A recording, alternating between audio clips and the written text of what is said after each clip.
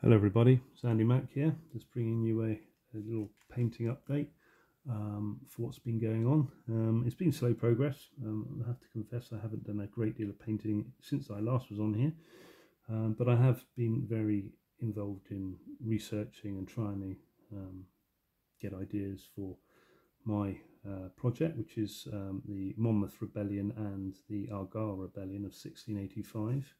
Protestant rebellions against James II, and also aspects, it's the Catholicism of England and Scotland.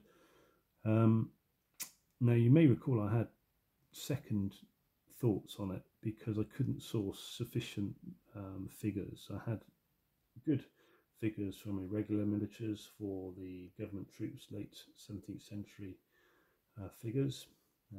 They're fairly standardised, but there's enough variety there to make it make an army and not look too regimented.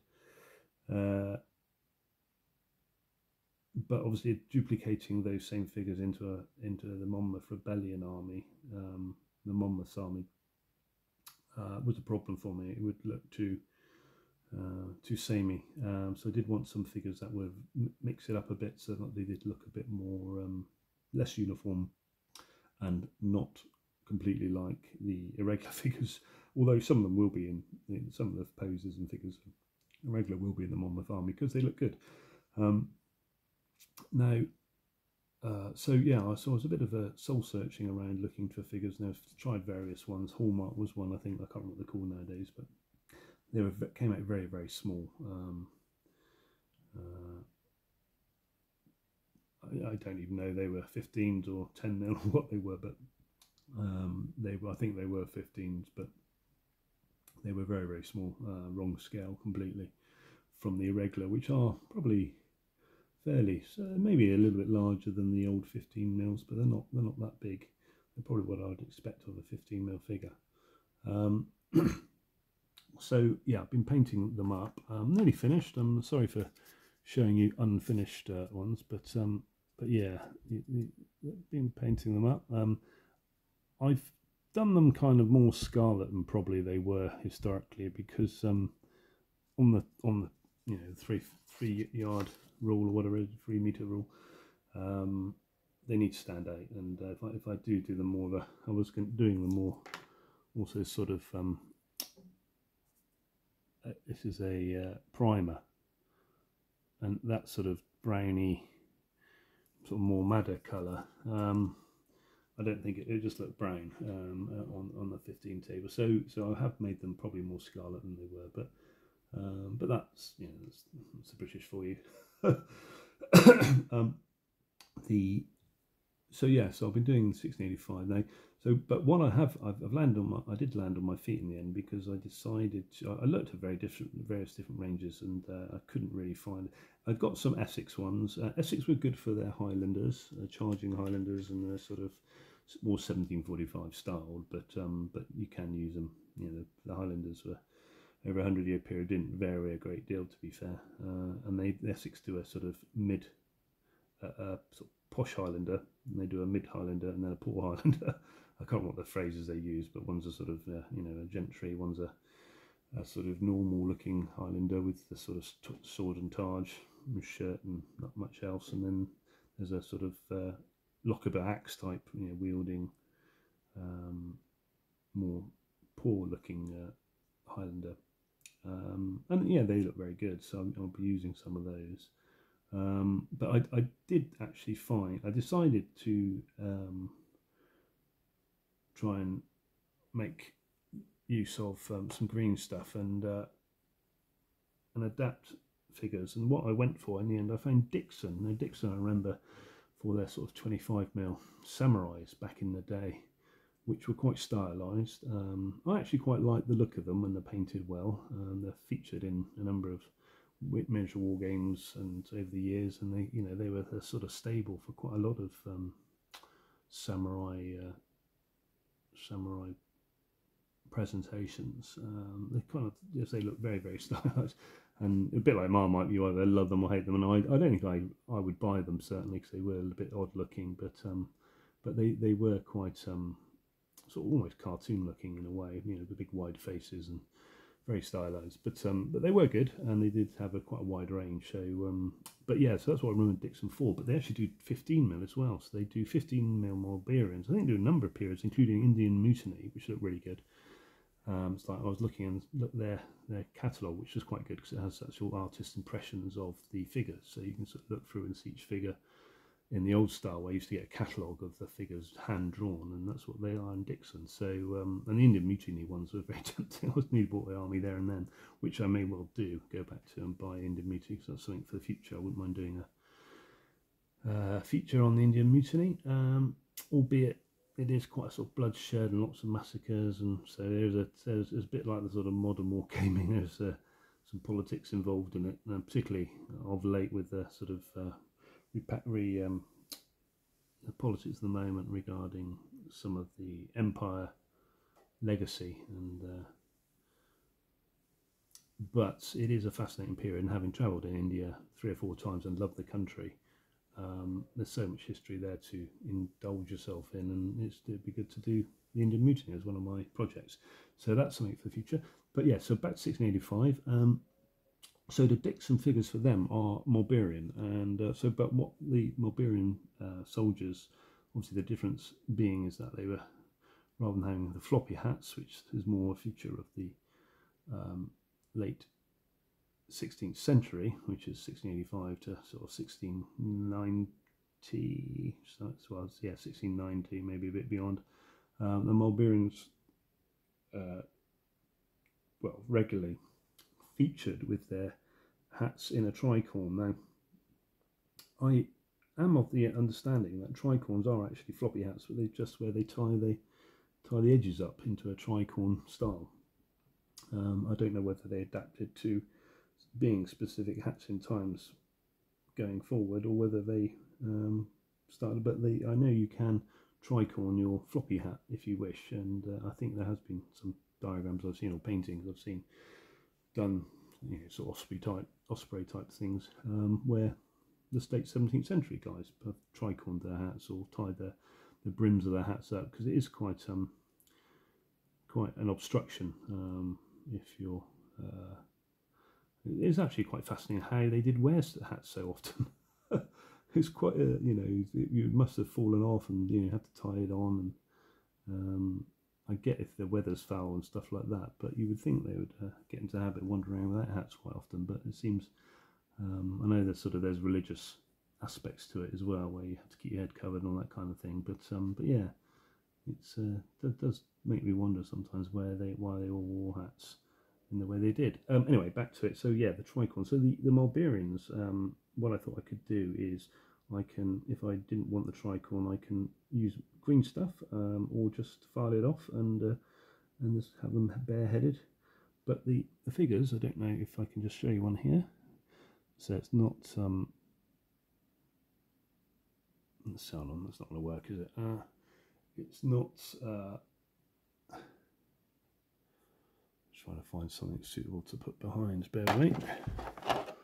It's not.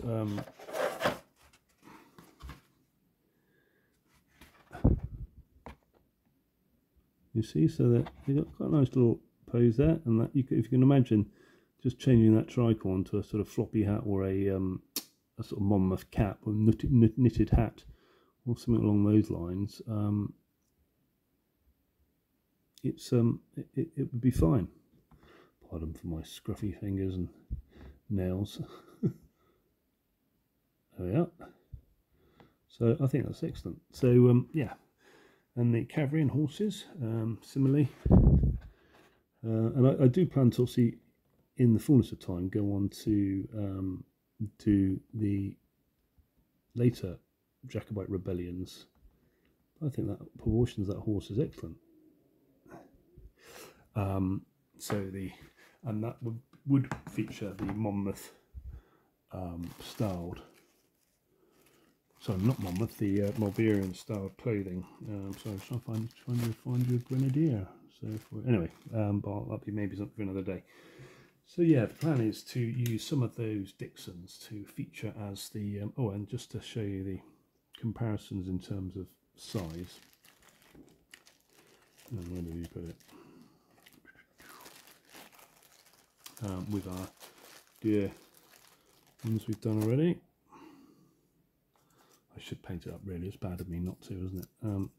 But I think they're fairly compatible.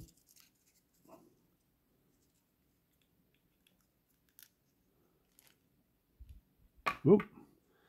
It's not working, is it? They're possibly a tiny bit smaller. Yeah, but take my word for it, they are slightly smaller. The guns are much the same size, perhaps a tiny bit smaller. But once they're painted up, I don't think you're going to notice a great deal at all. They probably stand a little bit taller, proud, whereas I think these look a little bit more slouched over. But anyway, we can deal with that. But it's certainly not a grossly off scale view, and scattered around the Monmouth troops, they'll be fine.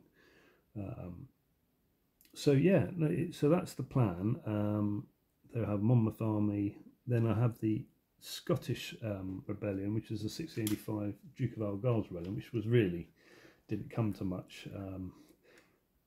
It was quite a non-starter really, but it might be quite fun to campaign it with a little bit more variety and chance elements to make it a bit more sustained. But that was all around the area of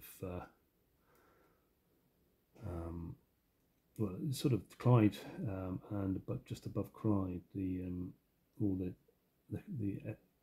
areas and locks around the Clyde, the mouth of the Clyde, and then up to sort of Greenock, featured Greenock, and trying sort of just north of Glasgow, really, beyond north of Glasgow, as you hit the sort of Highland areas and islands as well. I haven't got the names with me at the moment, but anyway, yeah, so it was a small action which he was caught and executed before Monmouth even landed, I think. So yeah, it was a non-starter. But then of course you've got then the rebellion of the 1715, which was the biggest Jacobite rebellion and probably the most dangerous one. Although their leaders weren't very decisive, so that probably saved the day in a way, because had you had a more skilled general on the Jacobite side, or had the French got involved in a wholesale way, or in a more sponsored way, and there'd been a bigger kind of troops on the ground, more troops on the ground, and more skill on the ground, then it might have actually come to something. But again, it was there's a few big battles, and their leaders didn't really come to much. And then obviously 1689, the Killiecrankie one, where the Jacobite leader died in the battle, although it was a victorious Jacobite battle. The following Dunkeld action with the Cameronians, that could be quite interesting to war games. So, and then the little action up at where was it now? Glenshee was the battle, I think, into that 1715. I get them muddled up. Glenshiel and Glenshee, is it?